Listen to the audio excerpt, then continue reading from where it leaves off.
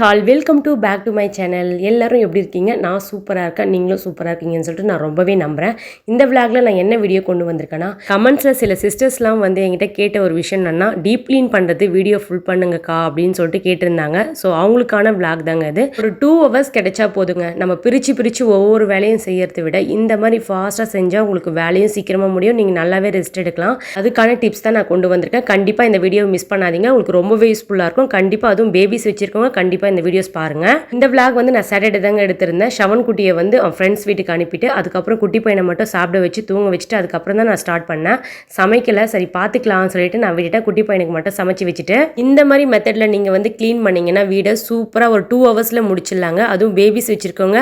ஏன்னா குட்டி பசங்க இருந்தால் அவங்கள வச்சுட்டு நம்மளால் வந்து க்ளீன் பண்ணுறதும் கொஞ்சம் ரொம்பவே ரிஸ்க்காக இருக்கும். நான் வந்து பூஜை ரூமில் இருந்தாங்க ஃபஸ்ட்டு ஸ்டார்ட் பண்ணேன். ஏன்னா ரொம்ப டஸ்ட்டாக ரொம்ப க்ளீனே இல்லாமல் இருந்த மாதிரி இருந்தது. சரி வந்து புது ரேக் வேறு வாங்கியிருக்குமா பூஜை, சரி அதை வேறு நம்ம வைக்கணுமேன்னு சொல்லிட்டு என்ன பண்ணேன், சரி தேவையில்லாத ஃபோட்டோஸ் எல்லாமே நான் எடுத்துட்டேன். எதுவுமே நான் வச்சிக்கவே இல்லை. எல்லாமே வந்து எங்கள் அத்தையோடது தான். சரி எல்லாமே ரொம்ப பழசாயிடுச்சா அதெல்லாம் எடுத்து போட்டுட்டு நம்ம வந்து புதுசாக வாங்கி எல்லாமே வந்து அரேஞ்ச் பண்ணி சாமி கும்பிடணும்னு சொல்லிட்டு தான் என்னோடய பிளானு. எனக்கு வந்து ஒரு வேலை செஞ்சால் சுத்தமாக செய்யணும், இல்லைன்னா நான் அந்த வேலையை செய்யவே மாட்டேன். எனக்கு பிடிக்கவும் பிடிக்காது. சில பேர் வந்து அரைகுறையாக செஞ்சுட்டு ஃபாஸ்ட்டாக போவாங்க, எனக்கு அப்படி பிடிக்காது. ஒரு வேலையை செஞ்சால் அது வந்து சுத்தமாக செய்யணும், அந்த இடத்த நல்லா க்ளீன் பண்ணணும்னு யோசிக்கிற பொண்ணு தான் நான். அதனால தான் என்னால் வந்து பூஜை பண்ண முடியாமலே இருந்தது. எனக்கு வந்து அரைகுறையாக செய்ய பிடிக்கல. உண்மையை சொல்லணும்னா ஒரு 1 year 1.5 year மேலே ஆகிடுச்சு. உங்ககிட்ட போய் சொல்கிறதுக்கு நான் இதாங்க உண்மை. ஏன்னா பேபிஸ் வச்சுக்கிட்டு எனக்கு வந்து வேறு யாரும் சப்போர்ட் இல்லை. ஸோ நானே தான் பண்ணணும்னு சொல்லிட்டதால தான் என்னால் எதுவும் பண்ண முடியாமல் இருந்தது. என்னோடய பழைய ரொட்டீன்லாம் அவ்வளோ நல்லாயிருக்கும், எல்லாருக்குமே பிடிக்கும். பட் வந்து அந்த ரொட்டீன் நான் திரும்ப கொண்டு வரணும்னு சொல்லிட்டு தான் நான் யோசிக்கிறேன். அதில் நிறைய டிப்ஸ் உங்கள் கூட நான் ஷேர் பண்ணுவேன். கண்டிப்பாக உங்களுக்கு ரொம்பவே யூஸ்ஃபுல்லாக இருக்கும். அதுக்கப்புறம் வந்து அந்த பூஜையை நான் எடுத்துகிட்டு போய் கஷ்டப்பட்டு வெளியே வச்சேன். என்னால் தள்ளவே முடியல. இருந்தாலும் நான் கொண்டு போய் வச்சுட்டு அதுக்கப்புறம் வந்து எல்லாத்தையுமே ரேக்கில் இருக்கிறது எல்லாத்தையுமே எடுத்துட்டேன். ஃபோட்டோஸ் எல்லாமே எடுத்து க்ளீன் பண்ணி இன்னைக்கு பண்ணலாம் நாளைக்கு பண்ணலாம்னு சொல்லிட்டு யோசிச்சுட்டே இருந்தேன். இதுக்கு மேலே பண்ணாமல் இருக்கக்கூடாதுன்னு சொல்லிட்டு ஃபுல்லாக பண்ணிடலாம் அப்படின்னு சொல்லிட்டு தான் குட்டி பையனை தூங்க வச்சுட்டு பண்ணிட்டு இருந்தேன். அவன் இருந்தான் என்ன பண்ணுவான்னா ஏதாச்சும் கீழே கிடந்தா எடுத்து வாயில் வச்சுருவான். அந்த ஒரு பயத்திலேயே தான் நான் இதை அப்படியே டிலே பண்ணிகிட்டே வந்துட்டு இருந்தேன். சரி இன்னைக்கு அவன் எழுந்துக்கிறதுக்குள்ளார ஃபாஸ்ட்டாக செய்யணும்னு சொல்லிட்டு பண்ணிட்டு இருந்தேன். எல்லாரும் வந்து ஒரு சிலர் வந்து கொஞ்சமாக வச்சு பூஜை பாத்திரத்தை வச்சு யூஸ் பண்ணுவாங்க. நான் அப்படி கிடையாது, நிறைய வச்சுப்பேன். ஏன்னா எனக்கு ரொம்ப பிடிக்கும். எங்கள் அம்மா அப்படி தான் வச்சு யூஸ் பண்ணுவாங்க. அதை பார்த்து எனக்கு இப்போ அதே மைண்ட் செட் ஆயிடுச்சு. பட் வந்து இப்போ அவங்களால அது மாதிரி பண்ண முடியல, கொஞ்சம் ஏஜ்ட் ஆயிடுச்சு.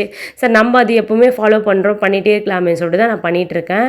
அதுக்கப்புறம் எல்லா ஃபோட்டோவும் தொடச்சி மேலே இருந்ததெல்லாம் எடுத்துகிட்டு கீழே இருக்கிற ரேக்கெல்லாம் ஃபுல்லாக தொடச்சிட்டு இருந்தேன். ரொம்ப டஸ்ட்டாக இருந்தது, அவ்வளோ அழுக்காக இருந்தது. எனக்கு அதனால் மாப்பே போட முடியல, அவ்வளோ கஷ்டமாக இருந்தது. பூஜை ரூம் எல்லாமே வந்து பெருக்கிட்டு அதுக்கப்புறம் மாப்லாம் போட்டுட்டு பூஜை எடுத்துகிட்டு வந்து கஷ்டப்பட்டு அங்கே வச்சிடலாம்னு சொல்லிட்டு தான் நான் பிளான் பண்ணியிருந்தேன். ஏன்னா ஹஸ்பண்டை நம்பினா அவரை வந்து எதிர்பார்த்துட்டே இருக்கிற மாதிரி இருக்குது. அவங்கள எதுக்கு எதிர்பார்க்கறது, நம்மளால் முடியறது நம்மளே செஞ்சிடலாமேன்னு சொல்லிட்டு உண்மையாக சொல்லணும்னா என்னால் அந்த பூஜையை தள்ளவே முடியல. அவ்வளோ பேக் பெயின் ஆகிடுச்சு, ரொம்ப பேக் பெயின் ஆகிடுச்சு. எனக்கு வேறு வழி இல்லை, என்ன பண்ணுறது. இவரை நம்பிட்டு நான் ஒரு நாளும் பண்ணுவார்னு எதிர்பார்க்குறேன்னா முடியல. அதுக்கு ஏன் அவரை நம்ம எதிர்பார்க்கணும், நம்மளே நம்ம செஞ்சுக்கலாம் நம்ம வேலையை. ஒருத்தங்களை எதிர்பார்த்துட்டு நம்ம நிற்கிறத விட அந்த வேலையை நம்ம செஞ்சுட்டே போயிடலாமேன்னு சொல்லிட்டு யோசிப்பேன் நான். குட்டி பையன் என்ன பண்ணான்னா அரிசி எல்லாமே கீழே கொட்டி ஒரு வழி நாஸ்தி பண்ணி வச்சுட்டான். அது எடுக்கிறதுக்கே எனக்கு அவ்வளோ டைம் ஆகிடுச்சு. இருந்தாலும் அது தொடச்சி கிடச்சி எடுத்துட்டு அதுக்கப்புறம் மாப்லாம் போட்டு விட்டுட்டு அதுக்கப்புறம் தான் வந்து பூஜை ரூமே நான் தள்ளி கரெக்டாக வச்சேன். தள்ளவே முடியல, அவ்வளோ வெயிட்டாக இருக்குது அந்த பூஜை ரூம். எனக்கு இது ரொம்ப பிடிச்சிருந்ததால் தான் நான் இதை செலக்ட் பண்ணி வாங்கியிருந்தேன். இதில் வந்து 6 பெல் வர மாதிரி இருந்தது. ஆனால் வந்து என் ஹஸ்பண்ட் சொன்னாங்க 7 பெல்லாக இருக்கணும், அப்படி இருக்கக்கூடாதுன்னு சொன்னாங்க. இருந்தாலும் வந்து எனக்கு உள்ளே ஒரு பெல் வச்சு கொடுத்துருந்தாங்க. ரொம்பவே சூப்பராக இருந்தது, எனக்கு ரொம்ப சாட்டிஸ்ஃபைடாக இருந்தது.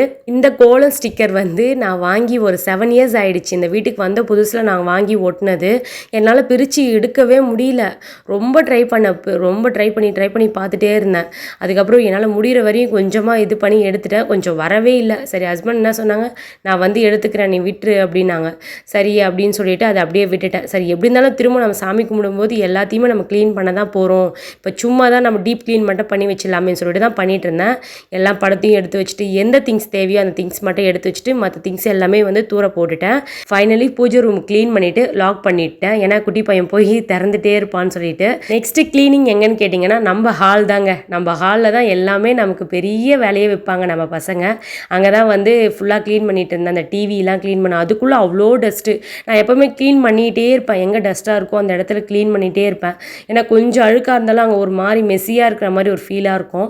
அதனால் என்ன பண்ணேன், அந்த டிவி கீழே எல்லாத்தையுமே தொடச்சி இந்த ரேக் ஃபுல்லாக க்ளீன் பண்ணிகிட்டு இருந்தேன். 2 குட்டீஸும் பண்ணுற வேலைங்க இருக்கும் பாருங்கள் எங்கள் வீட்டில். ஐயோ நிறைய பண்ணுவாங்கங்க. நிறைய திங்ஸ் போட்டு வச்சுட்டாங்க. டாய்ஸ் எல்லாமே ரொம்ப கொட்டி வச்சுருப்பாங்க. அதெல்லாம் எடுத்து நான் ஒரு தினமும் இதே தாங்க எனக்கு ஒர்க்கு.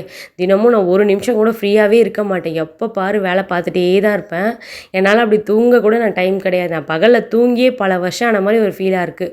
ஏன்னா எல்லாத்தையும் தொடச்சி க்ளீன் பண்ணி வச்சா தான் அந்த இடமே கொஞ்சம் க்ளீனாக இருக்குது. இல்லைனா வந்து குழந்தைங்க வந்து இருக்கிற வீட்டில் சுத்தமாக இருக்கணுமேன்னு சொல்லிட்டு தான் நான் ஒவ்வொரு நாளும் பார்த்து பார்த்து பண்ணுவேன். நான் எவ்வளோ ஸ்லோவாக எடுத்து வச்சிட்ருக்கேன் பாருங்களேன் திங்ஸை. ஏன்னா உள்ள குட்டி பையன் தூங்கிட்டு இருக்கான். சடனாக எங்கே எழுந்திரிச்சிருவானோன்னு சொல்லிட்டு டாய்ஸ் மட்டும் அவ்வளோ பொறுமையாக எடுத்து வச்சுட்டு இருந்தேன். நமக்கு வேலை செய்யும் போது கொஞ்சம் களைப்பாக இருக்கும்போது சில பேருக்கு வந்து பாட்டு கேட்கறது ரொம்ப பிடிக்கும்ல. ஸோ அதே கேட்டகரி தான் நான். எனக்கு வந்து பாட்டு கேட்டுகிட்டே வந்து வேலை பார்த்தா எனக்கு வந்து அந்த அழைப்பே தெரியாது. உங்களுக்கு அந்த மாதிரி இருந்தால் கண்டிப்பாக கமெண்ட்டில் சொல்லுங்கள். அவன்குட்டி வேறு லஞ்சுக்கு வேறு வீட்டுக்கு வந்துட்டு இருந்தானா, அவனுக்கு வேறு ரொம்ப பசிக்குது மம்மின்னு சொன்னதால் நான் வந்து பிரியாணி தான் ஆர்டர் பண்ணியிருந்தேன். சரி ஓகேன்னு சொல்லிட்டு அவனுக்கும் சாப்பாடுலாம் ஊட்டி விட்டுட்டு அது வரையிலும் குட்டி பையன் எழுந்துக்கவே இல்லை. சரி ஓகேன்னு சொல்லிட்டு நாங்கள் சாப்பிட்டுட்டு அதுக்கப்புறம் தான் நான் திரும்பவும் க்ளீன் பண்ண ஸ்டார்ட் பண்ணேன். இந்த சோஃபா எதுக்கு தான் இருக்குன்னு தெரிலங்க. எனக்கு எத்தனை டைம் நான் க்ளீன் பண்ணுறது இந்த சோஃபா எனக்கு கண்டிப்பாக தெரில. ஏன்னா குழந்தைங்க இருக்க வீட்டில் வந்து எவ்வளோ டைம் தான் நம்ம க்ளீன் பண்ணாலும் நம்ம பண்ணிகிட்டே தான் இருக்கணும். ஒரு நாளைக்கு நான் 3 டைம்ஸ் பண்ணுவேன். இருந்தாலும் வந்து க்ளீன் பண்ணால் என் பசங்க நாஸ்தி பண்ணேன், நான் க்ளீன் பண்ணால் என் பசங்க நாஸ்தி பண்ணேன். இதுதான் நடந்துகிட்ருக்கு.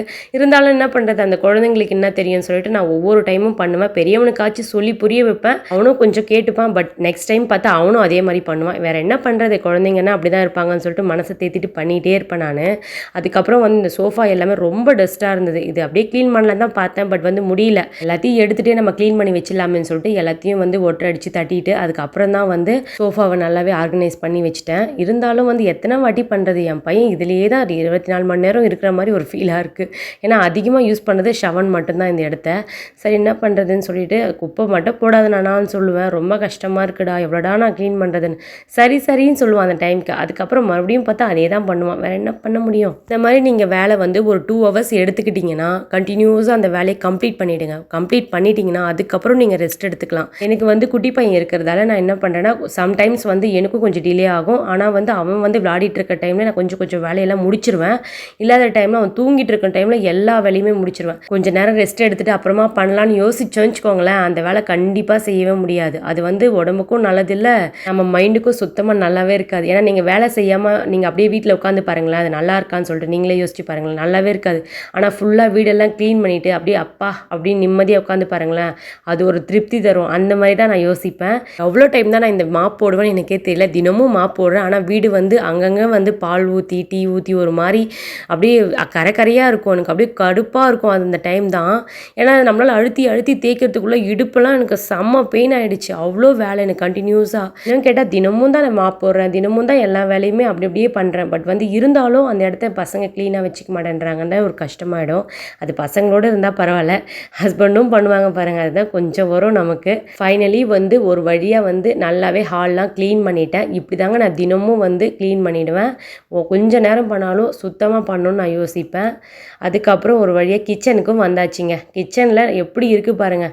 கிச்சன் வந்து ஒரு நாள் நம்ம க்ளீன் பண்ணலன்னா ஒரு மாதிரி ஆகிடும்.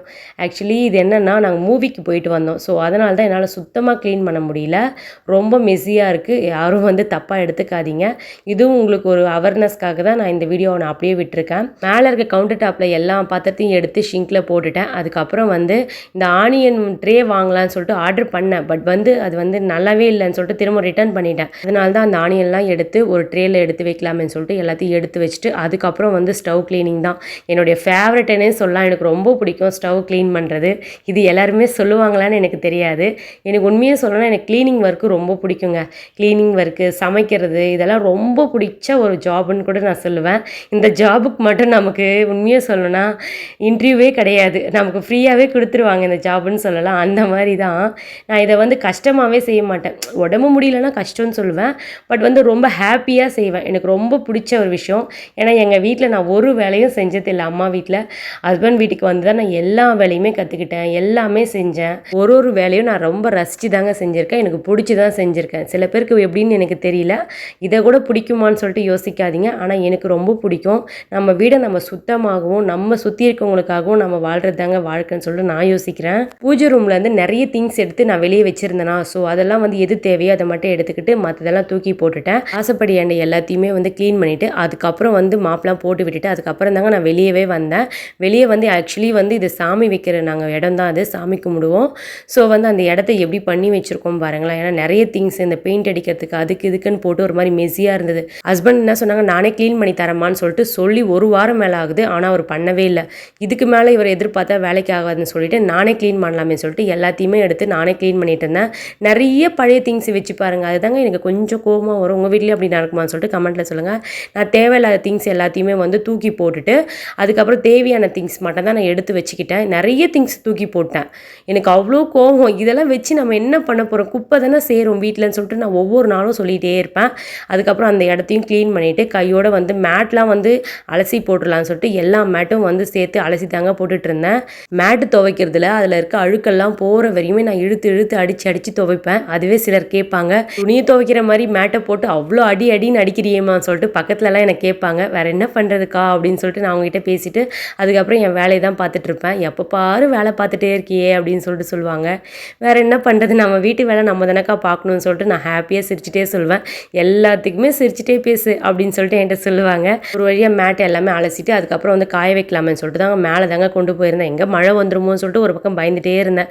மழை வந்தாலும் சரி வரலனாலும் சரி நம்ம பண்ண வேண்டிய வேலையை பண்ணி தானே ஆகணும்னு சொல்லிட்டு கொண்டு போய் என்னால் முடிகிற வரையும் காய வைக்கலாமேன்னு கொண்டு போனால் அங்கே போனால் ரொம்ப டயர்டாயிடுச்சு. என்னால் முடியல. காய வச்ச துணியெல்லாம் அப்படியே மடித்து எடுத்துக்கலாம் தான் பார்த்தேன். பட் வந்து குட்டி பையன் எங்கே அழுதுருவானோன்னு சொல்லிட்டு ஃபாஸ்ட்டாக வந்து எல்லாம் எடுத்து போட்டு அதுக்கப்புறம் மடிச்சிக்கலாமேன்னு சொல்லிட்டு தான் எல்லாத்தையும் பக்கெட்டில் கொண்டு போய் போட்டு அதுக்கப்புறம் மடிச்சிக்கலாம்னு சொல்லிட்டு எடுத்து வச்சுட்டேன். மேட் எல்லாத்தையும் காய வச்சுட்டு ஷமனோட ட்ரெஸ் வந்து யூனிஃபார்ம் எல்லாமே அப்படியே இருந்தது. ஆல்ரெடி நான் வந்து மார்னிங்கே ஊற வச்சுட்டேன். சரி துவைச்சி போட்டுணும்னு சொல்லிட்டு அதையும் கையோட வந்து எல்லாத்தையும் துவைச்சி போட்டுட்டு இருந்தேன். அந்த டைம் பார்த்து கரண்ட் வேற கட் பண்ணிட்டாங்க. இருந்தாலும் பரவாயில்லன்னு சொல்லிட்டு நான் என்ன பண்ணேன், அப்படியே துணியை துவைச்சி போட்டு தான் நீ வெளியே போகணும் அனிதா அப்படின்ற மாதிரி தான் யோசித்தேன். எனக்கு என்னென்னா, ஒரு வேலையை எடுத்தால் முடிச்சிடணும், முடித்தா மட்டும்தான் அந்த வேலையை நம்மளால் வந்து ஒரு ஃபுல்ஃபில் கிடைக்கும் நமக்கு.